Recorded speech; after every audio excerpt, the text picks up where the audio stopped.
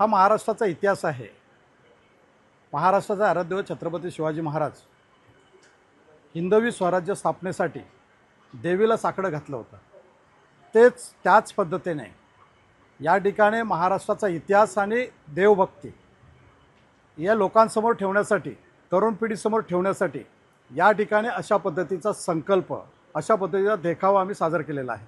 याच्यातून एवढंच सांगू इच्छितो की महाराष्ट्राच्या हिंदवी स्वराज्यासाठी महाराष्ट्राचे आराध्यदैवत छत्रपती शिवाजी महाराजांनी जशी प्रार्थना केली होती, तसं मी स्वतः देवीच्या नतमस्तक होऊन प्रार्थना केली की या महाराष्ट्रातील शेतकरी असेल, गोरगरीब असेल, कामगार असेल, आया बहिणी असतील, हे सुखात आनंदात राहो एवढी आई जगदंबेवर प्रार्थना केली।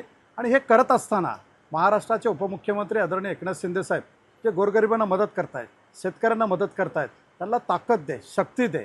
आणि याच दृष्टिकोनातून मंडळाचे बरेचसे कार्यक्रम आम्ही रद्द करून मराठवाड्यामध्ये जे प्रलय आलेला आहे, अतिवृष्टीने शेतकऱ्यांचं जे नुकसान झालेलं आहे, आमच्या मंडळाच्या वतीने सर्व कार्यकर्त्यांनी निर्णय घेऊन त्या ठिकाणी शेतकऱ्यांना मदत करण्याचं ठरवलेलं आहे। मी मुंबई शहरातील, महाराष्ट्रातील विविध मंडळाला हात जोडून विनंती करतो, अशाच पद्धतीने सर्वांनी मराठवाड्यातील शेतकऱ्यांना पाठबळ देण्यासाठी आर्थिक मदत करावी।